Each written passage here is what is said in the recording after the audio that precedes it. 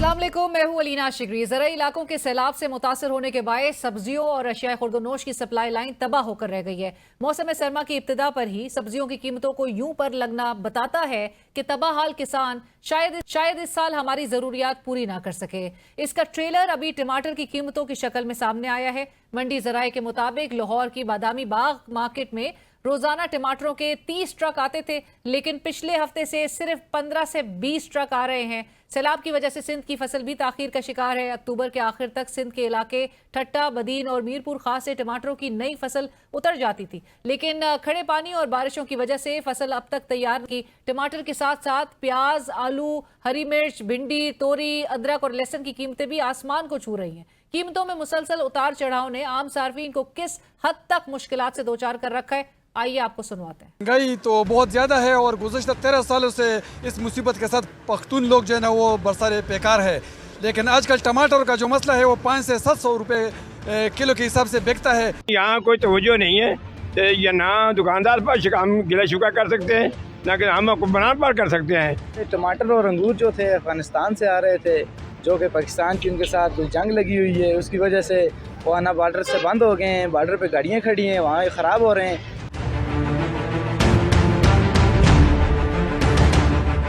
लहसुन लेने आ जाएं, टमाटर लेने आ जाएं, आलू टमाटर का आज 500-550 रुपये रेट है, मटर 500 रुपये पहुँचे हुए हैं। हमारा हुकूमत से यही मुतालबा है कि इनके जो रेट्स हैं वो तो कम किए जाएं। इससे ज़्यादा महंगाई हो गई है, टमाटर तो बहुत ही ज़्यादा महंगे हो गए हैं। 500 रुपये किलो दे रहे हैं। मैंने तो टमाटर की जगह दही इस्तेमाल करना शुरू कर दिया है, और बल्कि बाज़ लोग तो बेचारे जो ख़रीद नहीं सकते, अफोर्ड नहीं कर सकते, उनकी तो बहुत ज़्यादा मुश्किल है। जो है टमाटर 400 रुपये किलो पे फरोख्त किया जा रहा है। जो अभी आजकल के जो मजदूर हैं 800 रुपये दिहाड़ी कमाने वाले, वो 400 रुपये किलो टमाटर कैसे अफोर्ड करेंगे? जो है आलू इस वक्त जो है वो काफ़ी महंगे हो चुके हैं। इसके 2-3 फैक्टर हैं। एक तो ये है कि सैलाब की वजह से भी सब्जियां जो है उनकी तरसील कम है। दूसरा ये भी है कि प्राइस कंट्रोल मैनेजमेंट वालों का काम भी नहीं है, वो उसके ऊपर जो है ना वो मुकम्मल अमल दरामद नहीं करवा सकते हैं। टमाटर की कीमतों के हवाले से हम ये कहेंगे कि जो ये जुल्म और ज्यादती हो रही है इस वक्त सब्जी मंडी में, डिप्टी कमिश्नर को फौरी नोटिस लेना चाहिए।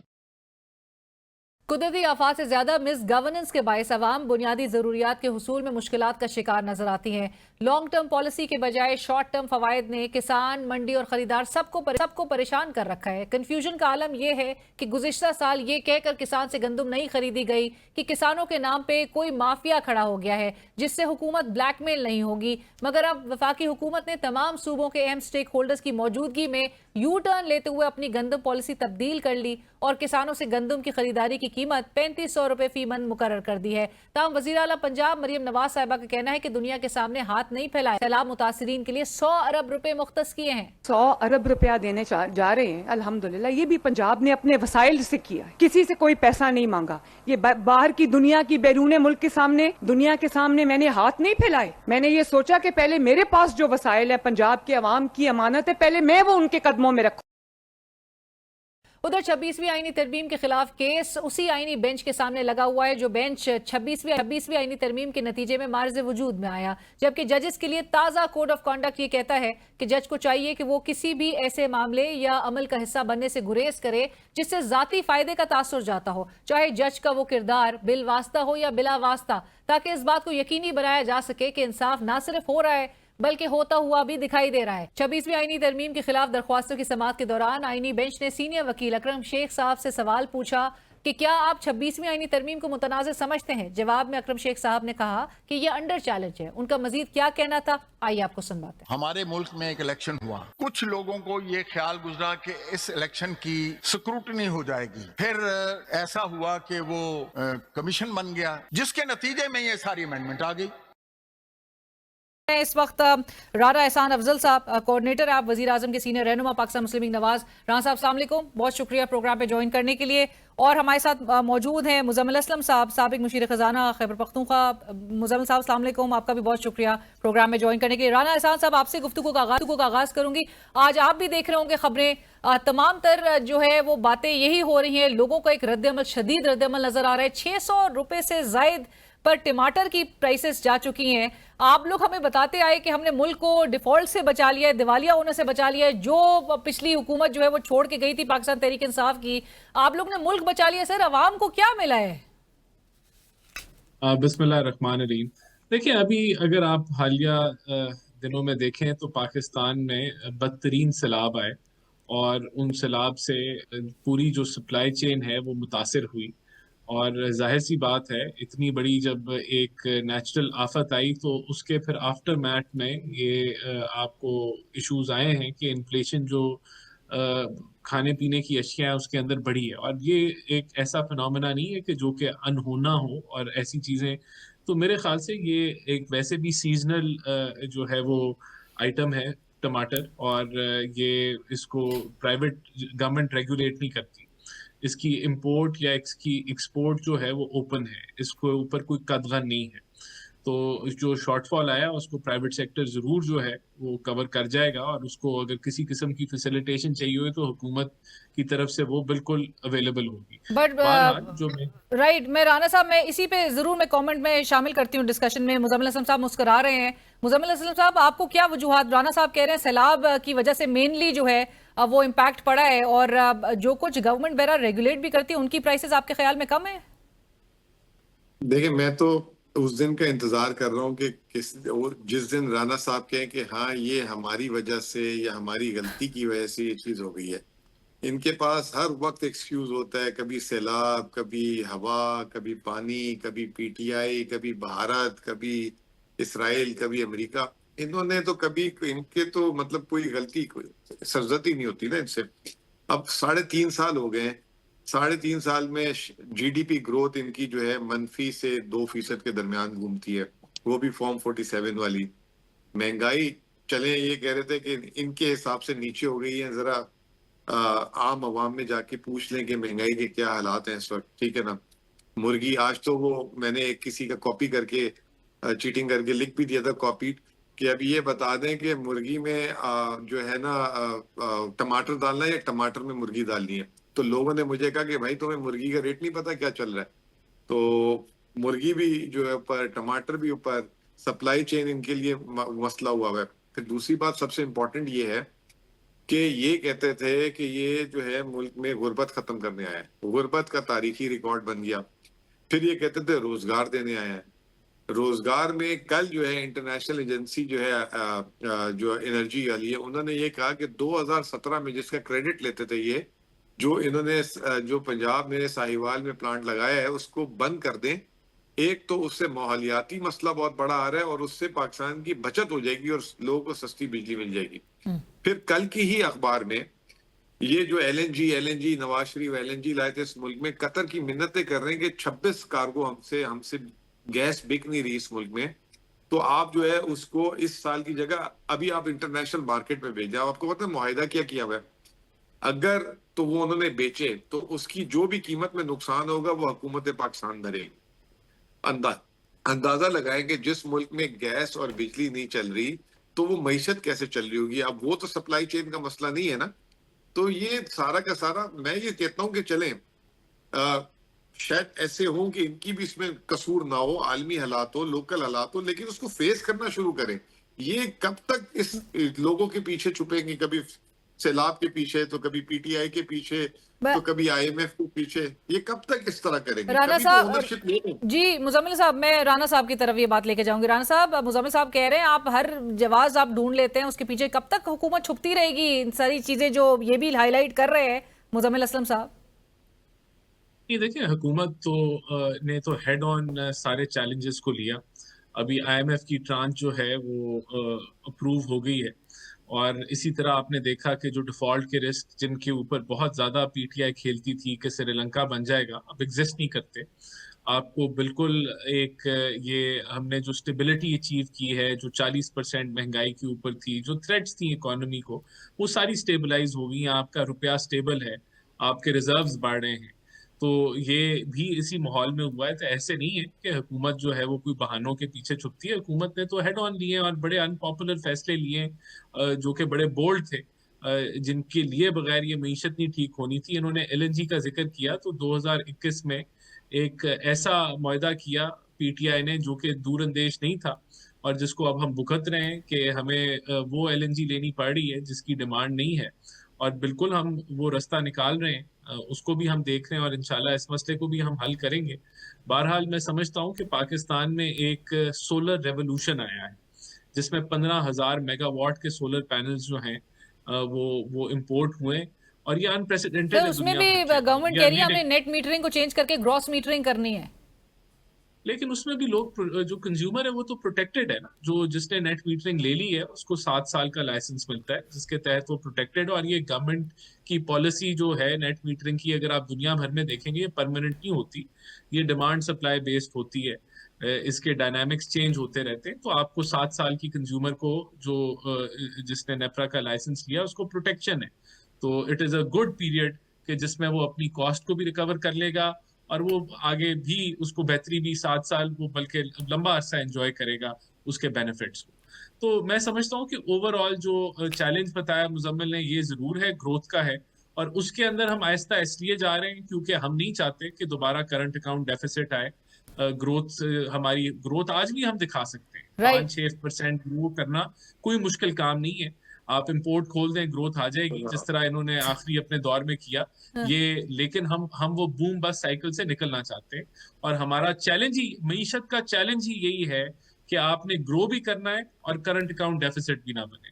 तो इस चैलेंज के ऊपर हम चल रहे हैं और इंशाल्लाह हमें पूरी उम्मीद है अभी हमारा 1.5 साल में आपने आप जिस तरह से कह रहे हैं कि बूम एंड बस साइकिल से उससे निकलना चाह रहे हैं, लेकिन जो टमाटर चीनी की उस साइकिल में हम जो फंसी हुई हुकूमत इस वक्त देख रहे हैं उससे ये इतना बड़ा चैलेंज कैसे भुगत सकेंगे? देखिए, मैं आप इसको बहाना कह लें लेकिन पूरी दुनिया ने विटनेस किया है कि पाकिस्तान में जो फ्लड्स आए हैं वो अनप्रेसिडेंटेड थे और उसकी डेवस्टेशन भी सबने देखी है। तो ऑब्वियसली इतने बड़े सानहे के बाद देयर आर इश्यूज। जो सप्लाई चेन फूड की सबसे ज्यादा हिट ही ये आपका एग्रीकल्चर सेक्टर हुआ है, तो उसके इम्पैक्ट आएंगे। लेकिन ये कोई लॉन्ग टर्म या परमानेंट नहीं होंगे। इनके ऊपर हम चंद हफ्तों में अगर महीनों में नहीं काबू पा लेंगे और इन्फ्लेशन का ट्रेंड डाउनवर्ड ही है। आपकी सैलाब की बात पे मुजम्मिल असलम साहब का बल्कि मैं ट्वीट भी देख रही थी। मुजम्मिल साहब, आप तनकीद कर रहे हैं वज़ीर आला पंजाब मरियम नवाज साहिबा, वो 100 अरब रुपए दे रही हैं, वो अपनी जेब से दे रही हैं, वो किसी से मांग के नहीं दे रही। उस पर भी आपको एतराज है कि लॉसेज आप कहते हैं कि इतने ज्यादा हैं, वो तलाफी जो है वो 500-550 अरब की तलाफी कैसे होगी?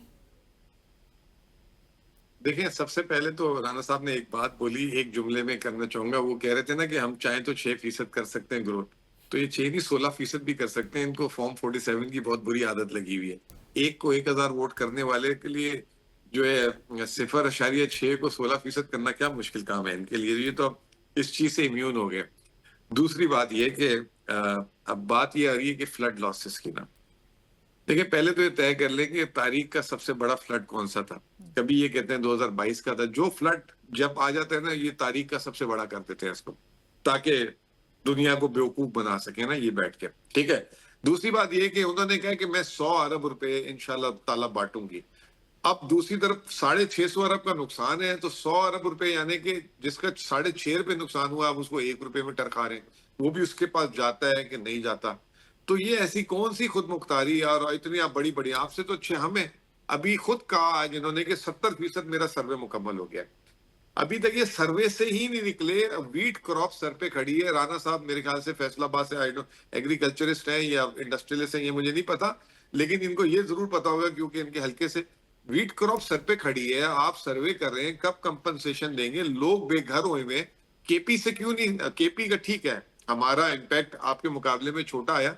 हमने 3 हफ्ते में सबको पैसे दे के 10.5 अरब रुपए दे के सब खत्म कर दिया, फारिग हो गए। तो आप अगर इतने अहल थे, हमें तो आप ना अहल कहते हैं ना, हमारी गवर्नेंस पे भी आप बात करते हैं। आप तो इतने स्मार्ट थे, आपके पास आईटी भी थी, इतना इंफ्रास्ट्रक्चर भी था, आपसे सर्वे ही नहीं मुकम्मल हो रहा, तो आप कहाँ चलेंगे आगे? और फिर सर्वे मुकम्मल होने के बाद 100 अरब पे बात आ गई है। तो ये मेरा नहीं ख्याल कि मुतमईन कर सकेंगे। ये 60 लाख लोग डिस्प्लेस हुए हैं जो प्रेजेंटेशन में बताया, जिसमें पंजाब में 45 लाख लोग डिस्प्लेस। राइट, बट मुजम्मिल साहब आप मैं ब्रीफली जाऊंगी, फिर मैं राना साहब की तरफ ये बात लेके जाऊंगी कि आप भी चूंकि उस हाई पावर्ड इजलास में शरीक थे, वीट पॉलिसी के हवाले से क्या फैसला किया गया है? देखें जी, पहली तो वीट पॉलिसी में पहला फैसला जो हमने करवाया वहां पे कि ये खुदा के वास्ते मेरा पानी, मेरे वसाइल, मेरे सूबा, मेरी गंदम, इससे आप निकलें, सारे पाकिस्तानियों को ओन करें एक दूसरे को। हर पाकिस्तानी एक दूसरे को कुछ ना कुछ कंपनसेट करता है। हम पानी देते हैं, बिजली सस्ती देते हैं, सिंध गैस देता है, बलूचिस्तान गैस। तो वो जो है ये जो वीट पे पाबंदी और आटे पे लगाई हुई है, पंजाब ने उसको हटाए फौरन, क्योंकि केपी में 20 किलो आटे का थैला 300 रुपए पूरे मुल्क से ज्यादा है। और ये हटाने का फैसला कर लिया था मुजम्मिल साहब? जी, फैसला उसमें वीट पॉलिसी में आ भी गया लिखा हुआ। दूसरा फैसला ये हुआ है कि जी अगले साल गंदम जो है सूबे खरीद सकते हैं, IMF से इजाजत ली है। और वो 3,500 रुपए का रेट की बात हो रही थी, तो वो सिर्फ कह रहे थे कि थोड़ी ज्यादा हो, तो आज 4200 शर्जील मेमन साहब आज कह रहे थे। मेमन साहब उसको अलग रेट बोल रहे हैं। अब वो तजाद ये किस तरह हल करते हैं मुझे समझ नहीं आता। ये इत्तेहादी किस तरीके के हैं, पूरे पाकिस्तान को कंफ्यूज करके रखा हुआ है। तो अब ये दो फैसले हुए थे। राइट। मैं राना साहब, अभी मुजम्मिल साहब की भी गुफ्तगू आपने सुनी। एक तो उन्होंने कहा कि कंसिस्टेंसी नहीं है, मुस्तकिल मिजाजी हुकूमत को जो है वो अडॉप्ट करनी होगी। दूसरा जो ये वीट पॉलिसी है, राना साहब क्यों इतनी तनकीद की जा रही है? अभी मुजम्मिल साहब भी कह रहे हैं कि अगर फैसला हो गया है ये जो इंटर प्रोविंशियल मूवमेंट पे जो रिस्ट्रिक्शंस थी उसको हटाने का, इस दफा बिल्कुल ये वफाक ने समझा कि हम इसको खुद डील करें और हमें हर बात पे इमदाद मांगने की जरूरत नहीं है, जबकि हम क्लाइमेट रिजिलियंस फंड्स और उन चीज़ों को बिल्कुल एजिटेट करते हैं मल्टीलैटरल्स के साथ कि वहाँ हमें, और जो इंटरनेशनल क्लाइमेट की डिबेट है उसमें भी हम अपना हक मांगते हैं। लेकिन हमने ये सोचा कि हम इसको खुद इस दफा मैनेज करें। और ये कोई नहीं कह रहा कि अपनी जेब से एक पैसे कर दो, देते हैं। एक मिनट राना साहब, एक सेकंड राना साहब, एक बात सुन ले जरा, इसका जवाब भी दे। अभी परसों का बयान है आपके एहसन इकबाल साहब का कि 2022 के फ्लड रिस्पांस के बाद हमें जो वादे किए गए उसमें पैसे नहीं मिले, तो इस दफा भी हमें कोई खास वो नहीं हुआ, तो हमने फिर राब्ता ही नहीं करने की कोशिश की। ये देखें, ये एहसन इकबाल साहब, अलीना आप जो है गूगल कर लें। मैं इसकी तस्दीक भी करूंगा। पिछली दफा इनका जो यूनाइटेड नेशंस का जो क्लाइमेट का फंड है, हमें पिछली दफा जो उनका इमरजेंसी फंड है जो फौरी इमदाद के लिए मिलता है, उसमें से गालिबन $150 मिलियन मिला था, जो 40-50 अरब रुपए बनते हैं। तो इतनी, और वो भी जो है यूनाइटेड नेशन वाले भी फिर दीगर अपने मेंबर ममालिक से इमदाद मांगते हैं। तो वो एक तो वो हो गया। बाकी जो प्लेजेस हुई थी उसके अंदर जो मैकेनिज्म है वो आज भी वो एक स्ट्रिंजेंट और सख्त मैकेनिज्म है, और उसके ऊपर भी हमने अपने जो है खदशात जाहिर किए हैं कि ये तो बड़ा स्लो है मैकेनिज्म। और इसके अंदर आप जो पाकिस्तान की रिक्वायरमेंट है कि 7 से 10 अरब US डॉलर्स हमें क्लाइमेटिक, क्योंकि हमारी वनरेबिलिटी ज्यादा है तो हमें वहां फाइनेंसिंग मिलनी चाहिए, वो उसके करीब भी नहीं है। खैर बहरहाल ये एक अलग बट राना साहब, शायद आपकी इत्तेहादी पीपल्स पार्टी का भी टिफ जो आपकी जमात के साथ है वो इसी बात पे था कि बिलावल साहब भी पहले इनिशियली स्ट्रेस देते रहे कि इमरजेंसी डिक्लेयर किया जाए, उसमें भी वो कहते हैं कि जी ताखीर से की गई। उसके बाद फिर जो आप लोग प्लेजेस बिल्कुल वो कर सकते हैं क्योंकि वो आईनी ओहदों पे बैठे हैं, हम कैबिनेट चला रहे हैं, तो ये कैबिनेट का फैसला था, तो हमने we stood by our decisions और उनके साथ हमने एंगेज किया इन मामलात के ऊपर। आप दोनों की इजाजत से एक ब्रेक शामिल करते हैं। नाज़रीन कहीं मत जाइए कि डिस्कशन को आगे बढ़ाएंगे एक ब्रेक के बाद। Welcome back. डिस्कशन को आगे बढ़ाते हैं। मुजम्मिल साहब भी कह रहे हैं कि उस दिन हाई पावर्ड इजलास में ये बात डिस्कस हुई कि अगर पंजाब के लेट अलोन 650 अरब रुपए का नुकसान है तो उसमें से 100 अरब अगर वो टैक्स पेयर्स के पैसे इसी मरियम नवाज साहिबा जो है वो दे रही हैं, तो बाकी 550 अरब रुपए उसका इजाला कैसे किया जाएगा? देखिए, ऑब्वियसली हुकूमत, किसी दुनिया में कोई ऐसी हुकूमत नहीं होती जो नेचुरल डिजास्टर्स के ऊपर टोटल कॉम्पनसेशन लोगों की कर देती है। अमेरिका में जब डिजास्टर्स आते हैं तो इंश्योरेंस कंपनीज जो है वो पे करती हैं। प्राइम मिनिस्टर साहब की ज़ेर सदारत इजलास हुआ था, उसमें खैबर पख्तूनख्वा पे भी एक स्पेशल फोकस हो रहा था और आइडियली तो एक्सपेक्ट किया जा रहा था कि आपके CM साहब भी उसमें शरीक होंगे, लेकिन उन्होंने मशरूत कर दिया है किसी भी मीटिंग में पार्टिसिपेशन को patron in chief Imran Khan साहब से मुलाकात के साथ। क्या ये तर्ज अमल दुरुस्त है जहां पर वो एक सूबे के इतनी क्रिटिकल चैलेंजेस का सूबे को सामना है? देखिए, हमारे चेयरमैन इमरान खान साहब है, मुजम्मिल असलम कुछ भी नहीं है, सुहेल आफरीदी साहब कुछ भी नहीं है। सुहेल आफरीदी साहब की डिमांड अगर इल्लीगल है तो मुझे बता दें, अगर इल्लीगल नहीं है, आईनी नहीं है, गैर आईनी है तो बता दें। हमने तो ये भी देखा कि जब जरदारी साहब सदर थे पूरी काबीना दुबई जाती थी। हमने तो ये भी देखा कि जब नवाज शरीफ साहब वजीर आजम थे तो ईद की सारी उन्होंने ईद जो है लंदन में मनाई, तो सब लंदन जाते थे। और जब वो अजाइलम पे चले, अजाइलम नहीं सॉरी मुल्क, जब वो इलाज कराने गए थे, क्या वर्ड यूज करना होगा, उस वक्त भी जो है ये सारे के सारे उठ के वहां जाते थे। हाँ, तो हम अगर जो एक लेजिटिमेट, जो एक नाहक कैद में गुजारे और हम उनसे कोई वहां जाके कोई गप्पे शप्पे नहीं लगाने जा रहे, वहाँ पे कोई खाने का मेन्यू नहीं लगता। लेकिन मुजम्मिल साहब, जब तक मुलाकात नहीं हो पाएगी तब तक वो ना किसी इजलास में शिरकत करेंगे और ना ही काबीना तश्कील दे पाएगी। देखें, ये तो अब वजीर आला साहब की स्ट्रेटेजी होगी, वो क्या करते हैं, उनको पार्टी की सीनियर लीडरशिप किस तरीके से मशवरा देती है। लेकिन बात ये है ना, हुकूमत पे कंप्लेन ना करिए। अगर हुकूमत मुलाकात नहीं करवाने दे रही, जब मैं मुलाकात कर सकता हूँ पिछले हफ्ते जाके उनसे, तो एक वजीर आला को क्यों नहीं? तो फिर हुकूमत ये इस तरह की कंप्लेन नहीं कर सकती कि वो आए नहीं इजलास में। अच्छा राना साहब, बात हुई जी मैं मुजम्मिल साहब, मैं राना साहब की तरफ। राना साहब, आप लोग कंप्लेन नहीं कर सकते हैं कि फिर अब वो उनकी एब्सेंस नजर आएगी इस किस्म के इजलास में? सीएम साहब खुद कहते हैं कि वजीर आजम ने उनको कहा कि वो पूछ कर बताएंगे। वजीर आजम के एडवाइजर राना सनाउल्लाह साहब कहते हैं कि जी जेलर की मर्जी है। क्या वाकई में प्राइम मिनिस्टर साहब को किसी से पूछ कर बताना है कि इमरान खान साहब से मुलाकात हो सकती है कि नहीं?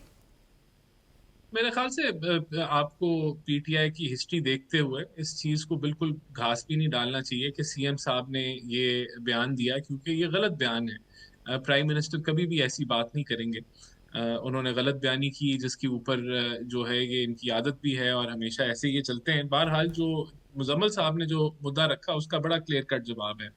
ये कहीं का कानून नहीं है और दुनिया में ऐसा कोई प्रेसिडेंट नहीं है कि ऐसा आदमी जिसने 9 मई किया हो, वो उसका आर्किटेक्ट हो, जो करप्शन के केसेस के अंदर मुलव्वस हो और वो 14 साल की जेल काट रहा हो, कि उसको जो है वो हुकूमतें चलाने और डिक्टेशन देने और फैसले करने की खुली इजाजत हो, कि वो जो मर्जी करे, यहाँ इंतशार फैलाए, यहाँ जो है वो अपनी जमात के जरिए 26 नवंबर के जैसे धावे जो है वो डलवाए इस्लामाबाद के अंदर, कैपिटल के अंदर।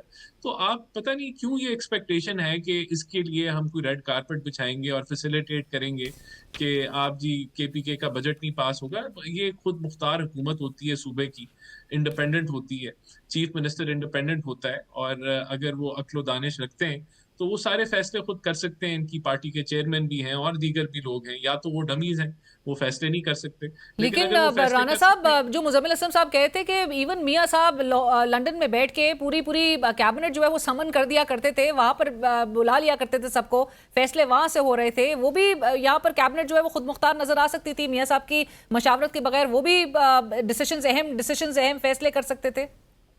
इवन कल गए हुए थे शहबाज शरीफ साहब, सुन ले इसका जवाब। जी मियां नवाज शरीफ को जो है अदालतों ने भेजा और प्राइम मिनिस्टर इमरान खान ने भेजा लंदन, और लंदन जाने किसी के लिए कोई कदगन उसके लिए हुकूमत पाकिस्तान से इजाजत लेने की जरूरत नहीं थी। तो ये सिनारियो भी इनका खुद बनाया हुआ था। वो राना साहब कह रहे हैं चैलेंजेस हैं और चैलेंजेस से निमट भी रहे हैं, बट जी चलें, thank you. I am asked to wrap up. बहुत शुक्रिया मुजम्मिल असलम साहब, राना एहसान साहब, बहुत शुक्रिया आपका भी पॉइंट करने के लिए। And with this will go for a break, stay with us.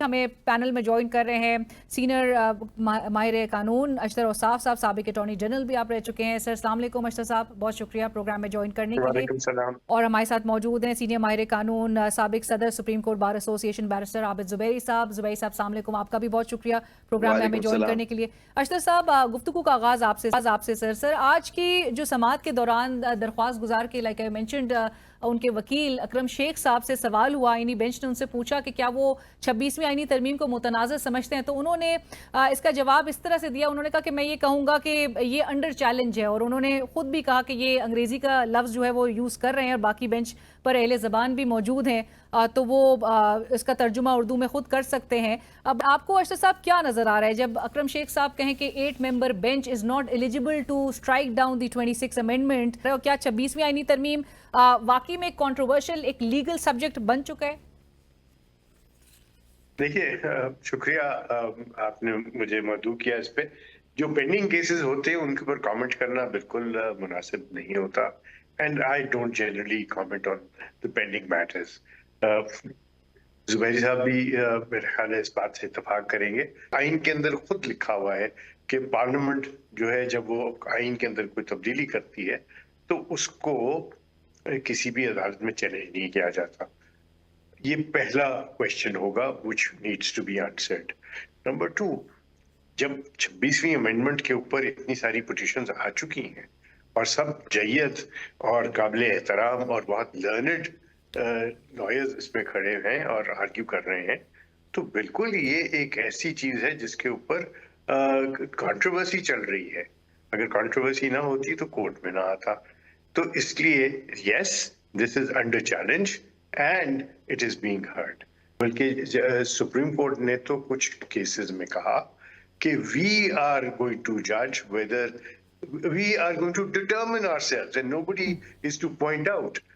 Justice Jawad Khawaja की भी इसके अंदर अपनी ऑब्जर्वेशंस हैं और बहुत सारे केसेस आपको मिलेंगे where they will determine whether they have the jurisdiction to hear or not. Right Zubair साहब, क्या आईनी बेंच के बगैर आपको लगता है कि हमारा जो कॉन्स्टिट्यूशनल जुडिशल ऑर्डर है वो पूरा नहीं होता? ये जो तफरीक है कि आईनी मामलात की समाअत जो है वो कॉन्स्टिट्यूशनल बेंच में होगी और रेगुलर बेंचेस जो है वो दीगर मामलात टेकअप करेंगे, ये डाइकोटमी ऑफ जुडिशल जूरिस्प्रूडेंस, ये आपकी समझ में आती है जुबैरी साहब? बिस्मिल्लाहिर्रहमानिर्रहीम, बहुत शुक्रिया। बिल्कुल मैं इस बात की तायद करूंगा जो अख्तर साहब ने कहा कि मैटर सब जुडिस, मैं तो वकील हूं, मैं तो अभी आपकी तो वो आज बल्कि जैसे जमीनुद्दीन खान साहब ने कहा कि अब तक एक भी वकील ने आइन के मुताबिक दलाइल नहीं दिए। फिर हम ये इस तरह तो नहीं कहा, लेकिन अगर कहा है तो बड़ी हमारी तारीफ की है ना, कह सकते नहीं। अब तो हम लोग फिर पता नहीं, हम लोग मैं, मुनीर मलिक साहब और हामिद खान साहब, हमने 5-6 दिन क्या किया अगर आइन के बजाय हमने आइन तो पढ़ा है, आइन के मुताबिक नहीं किया। बात देखिए, अभी जो एप्लीकेशन चल रही है अभी तो मेरिट पे बात ही नहीं हो रही, अभी तो बात हो रही है कि किसको सुनना चाहिए इस केस को, उस पे दलाइल दिए जा रहे हैं। तो ये कहना कि आइन की बात नहीं हुई, आइन के तहत ही बात हो रही है कि जी किस बेंच को सुनना चाहिए। और आज फिर ये नुक्ता जुबैर साहब, आज फिर ये नुक्ता भी उठा है कि अददी लिहाज से एक छोटा बेंच एक बड़े बेंच के फैसले को अंडू कर सकता है कि नहीं? नहीं, वो देखिए, ये तो इसलिए पूछा जा रहा है क्योंकि इस वक्त देखिए जो अददी जो सुप्रीम कोर्ट की टोटल स्ट्रेंथ है वो 24 है इस वक्त, आप जानते हैं। और ये लॉ इन्होंने पास किया वो भी अंडर चैलेंज है, वो पिटीशंस भी लगी हुई है कि इन्होंने 34 कर दिया है सुप्रीम कोर्ट की स्ट्रेंथ। तो लोगों ने यहाँ तक कहा कि पैकिंग ऑफ द कोर्ट का ये सिस्टम किया उन्होंने। ये बात शुरू हुई जिस तरह से तरमीम कराई गई, रात के अंधेरे में जोर जबरदस्ती करके वो पिछले चीफ जस्टिस ने सहूलत कारी करके एक लॉ जजमेंट चेंज करके कि जी मुनहरिफ अरकान का वोट काउंट होगा, इस करके ये 26वीं आईनी तरमीम आई। और बिल्कुल आपने वजह फरमाया कि देखिए इसमें एक डाइकोटमी, एक डिवीजन कर दी गई सुप्रीम कोर्ट के अंदर कि सिर्फ जो जज जुडिशल कमीशन ऑफ पाकिस्तान जिसमें अक्सरियत पॉलिटिकल लोगों की है, उनके मिनिस्टर अटॉर्नी जनरल की है, लॉ मिनिस्टर की है, जो भी हुकूमत का हिस्सा होते हैं वो, प्लस बार काउंसिल जो इनके साथ चलती हैं, जो इनके वहाँ रिप्रेजेंटेटिव होते हैं वो बिल्कुल इनके साथ हैं, इन्हीं के ग्रुप के लोग हैं जो लॉ मिनिस्टर हैं। तो वो बैठ के जजों को खुद मंदोर खेल साहब ने, आपने आज ये भी सुना होगा, मंदोर खेल साहब ने, जस्टिस मंदोर खेल ने कहते हैं कि जी मैं तो कहता हूँ सबको बना दो, मेरी बात कोई सुनता नहीं है। तो ये देखिए उन्होंने भी 5-6 दफा ये बात कही। बात यह कि आपने एक तफरीक कर दी, एक उसमें आपका मकसद था कि जो जज आप समझते थे, जो आपके खिलाफ जो आप समझते थे कि आप करेंगे, उनको उससे बाहर रख दिया जाए। आप देखें सीनियर जज, इसमें यह हाल है मुल्क का कि चीफ जस्टिस पाकिस्तान और 2 सीनियर जजेस, उनके अलावा वो कॉन्स्टिट्यूशनल मैटर्स ही नहीं सुन सकते क्योंकि वो आर्टिकल 191A के तहत सिर्फ कॉन्स्टिट्यूशनल बेंच का इख्तियार है। तभी हमने ये मुद्दा जो सामने रखा है और हमने इस पे हमने अपनी तरफ से अपनी दानिश में कोशिश यही की है कि हम बात करें, हमने आइन के तहत ही बात की और आइन के अलावा तो बात ही नहीं, और इंटरप्रिटेशन 191A और 176 और बाकी चीजें हैं। हम तो कह रहे हैं कि सब सुप्रीम कोर्ट के जज है, कॉन्स्टिट्यूशनल पावर है, ज्यूरिसडिक्शन आप इस तरह से बाइफरकेट जो आप कर दिया, लेकिन आप फुल कोर्ट के अंदर वो अभी भी आप लिखा हुआ आर्टिकल 184, 185, 186 कहता है सुप्रीम कोर्ट में ये सारे जजेस हैं। आपने कह दिया कि जी सिर्फ ये जो बेंच है, बेंच जो है वो आपने कॉन्स्टिट्यूशन बनाया, लेकिन ये कहीं नहीं लिखा कि सारे जज बैठ के इसका फैसला नहीं कर सकते। यही बात है। अब बात उठ रही है, वो बात पूछना बात होती है कि जी कौन ये ऑर्डर कर सकता है। कई दलाइल पेश किया और ये हमने आइन के हिसाब से दलाइल दिया और हमारी बात हम नहीं समझा सके तो हमारी कमजोरी है ये तो इसमें वकीलों की कि जज साहब कह रहे, अगर आप, मैंने तो नहीं सुना लेकिन आपने कहा जज साहब ने, जैसे जमीनुद्दीन साहब ने, जी जी जी आप कह रही हैं ये बात किसी दलाइल नहीं जी, तो फिर नहीं वो कह रहे हैं जो अभी अशरफ भाई वो कह रही हैं कि उन्होंने, मैंने तो नहीं सुना कर मैं भी वहां था, आज वो अकरम शेख साहब से भी यही कहा जा रहा था कि आप कॉन्स्टिट्यूशनल आर्गुमेंट दे, तो वो जो बात थी वो कन्फाइंड थी अकरम शेख साहब से। उनसे कहा जा रहा था कि आपने आइन के ऊपर गिर, हमारा जिक्र खैर आज नहीं हुआ, जबकि अकरम शेख साहब ने कई दफा मेरा जिक्र किया कि जी इनको इतने टाइम दे दिया, मुझे भी दिया जाए, मेरा तो कई दफा लाते। उन्होंने कुछ दलाइल, उनके दलाइल के ऊपर ये बात हो रही थी कि सबके बारे में नहीं कही क्योंकि जस्टिस अमीनुद्दीन साहब बहुत ही आला जज हैं। तो देखिए बात यह है कि वो ये है कि कौन इसको कौन बनाएगा? हमने हवाले दिए, हमने क्योंकि डायरेक्ट देखिए, अब जस्टिस फाइज ईसा के केस में सुप्रीम कोर्ट के चंद जजों ने डायरेक्ट किया था चीफ जस्टिस पाकिस्तान को फुल कोर्ट बनाओ। तो अब बात ये हो रही है कि जी 191 ए के आने के बाद वो डायरेक्शन दे सकते हैं नहीं, ये इस पे बहस हो रही है जी। अशरफ साहब, अगर किसी भी तौर पर ये रेफर हो जाता है चीफ जस्टिस ऑफ पाकिस्तान को फॉर फुल कोर्ट हियरिंग, तो फिर आपको ये मामला कहाँ जाते हुए दिखाई दे रहा है? ये कहना कि कोई बेनिफिशियरी है, इसमें किसी को ज्यादा तनख्वाह मिल रही है क्या? ये कहना कि कोई इससे विक्टिमाइज हो गया है, वो और बात है। विक्टिमाइजेशन तो मुझे तो कोई नजर नहीं आती व्हेन देयर आर 3 जजेस who are to be picked up और उनमें से एक को चीफ जस्टिस लगाया जाएगा। तो ये क्या आर्म्ड फोर्सेस में नहीं होता, क्या बाकी जगहों पे नहीं होता? ये जो मुझे कभी वैसे ये सीनियरिटी का प्रिंसिपल समझ नहीं आया था कि एक्सीडेंट ऑफ बर्थ की वजह से आप 18 दिन के लिए चीफ जस्टिस बन जाएंगे या 11 महीने के लिए चीफ जस्टिस बन जाएंगे। तो आप करते क्या थे? कुछ भी तो नहीं। आप सिर्फ अपनी अपॉइंटमेंट के खाने खाते थे और आप फिर अपनी रिटायरमेंट के खाने खाते थे देर पहले। और मैं तो बल्कि कॉन्स्टिट्यूशनल कोर्ट का दाई हूं for the last 7-8 years. I have been saying कि जी कस्टम के केसेस होते हैं, इनकम टैक्स के केसेस होते हैं, बैंकिंग के केसेस होते हैं, there are several federal subjects, right. और उन फेडरल सब्जेक्ट्स में फेडरल हाई कोर्ट होना चाहिए और फिर फेडरल हाई कोर्ट से फेडरल सुप्रीम कोर्ट होना चाहिए। ये तो मैंने बारहा कहा, बहुत फोरा पे कहा, मैं सुप्रीम कोर्ट के अंदर भी ये बात कह चुका हूँ, मैं मुख्तलिफ जगह पे जहाँ लेक्चर देने जाता हूँ वहां पे भी मैंने ये बात की भी है। मैं अशरफ साहब, जुबैर साहब की तरफ ये बात जो अभी रिसेंटली आफ्टर हारून रशीद साहब appointment as Supreme Court Bar Association president, Zubair साहब उन्होंने कहा कि 26वीं आईनी तरमीम इसलिए ठीक है क्योंकि अब जजेस को सियासी जमातें सिलेक्ट करती हैं और अवामी जजेस आ रहे हैं। क्या आप कैसे रिस्पॉन्ड करेंगे आप? अब ये तो बड़ी अजीब, अगर उन्होंने ये बात कही तो बड़ी अजीब बात है। नेचुरली उनका तो बहुत इसमें दखल है क्योंकि जुडिशल कमीशन के मेंबर भी हैं। देखिए बात ये नहीं है कि कॉन्स्टिट्यूशनल कोर्ट हो नहीं हो, साउथ अफ्रीका में कॉन्स्टिट्यूशनल कोर्ट था लेकिन अपील उसकी सुप्रीम कोर्ट ही जाती है और साउथ अफ्रीका की और ऐसी जगहों पे अपीलें आती हैं। लेकिन सारा गंज जो हुआ है और ये जब बात हो रही है 27वीं तरमीम और कॉन्स्टिट्यूशनल कोर्ट और 70 साल उम्र करना, किसी को बेनिफिट देना, ये वो सारा इस तरह, नेचुरली वो आजकल पावर में है और वो बातें कर सकते हैं इस तरह की। शायद उनको ऐसी चीजें मालूम है जो मुझे नहीं मालूम है और हम लोगों को आम आवाम को नहीं मालूम। अवामी जजेज आएंगे तो फिर अवामी फैसले ही होंगे। फिर जजों की क्या जरूरत है? फिर खुद ही पॉलिटिशियंस बैठ के फैसला कर दें। आज आपने जस्टिस जमाल खान मंदुखेल साहब के भी रिमार्क सुने होंगे जब उन्होंने कहा कि अगर चीफ जस्टिस साहब कहेंगे तो हम ये वाली टोपी उतार देंगे और कोई और टोपी पहनकर किसी और बेंच पर बैठ जाएंगे। और बज़ाहिर तो मैंने तो अपने आर्गुमेंट में यही कहा था कि देखिए वो चीफ जस्टिस साहब हैं, उन्होंने एक ही टोपी पहनी हुई है। वो टोपी है चीफ जस्टिस ऑफ पाकिस्तान के और रेगुलर बेंच की। आपने इनके पास तो 2 टोपियां हैं कि कॉन्स्टिट्यूशनल कोर्ट की नहीं, कि किसी ने वहां रिमार्क किया एक तीसरी टोपी भी होती है, सुलेमानी टोपी। पता नहीं वो जो सुलेमानी टोपी है वो जुडिशल कमीशन ऑफ पाकिस्तान ने पहनी हुई है कि देखिए इट इज अ तरीका कार जो जजों का अपॉइंटमेंट का हो गया वो पूरा एग्जीक्यूटिव के हाथ में चला गया, कैप्चर कर लिया उन्होंने एग्जीक्यूटिव ने। और जिस तरह से जुबैर साहब भी कह रहे हैं अशरफ साहब, ये इंप्रेशन बहुत जोर पकड़ गया है कि 26वीं आईनी तरमीम के बाद कोई भी एक फैसला एग्जीक्यूटिव के खिलाफ नहीं आया था हाल। जी बिल्कुल, सब उनके फेवर में आएंगे। नहीं ऐसा नहीं, आई टोटली डिसएग्री। मैं डिसएग्री करता हूँ इस बात से कि ये सारा का सारा पेंडुलम जो है वो एक तरफ चला गया है। देखिए मैं दाई हूँ, मैं इस चीज का एडवोकेट हूँ, मैं इस चीज के ऊपर बहुत सालों से कह रहा हूँ कि इन सब के दरमियान में एक रास्ता है।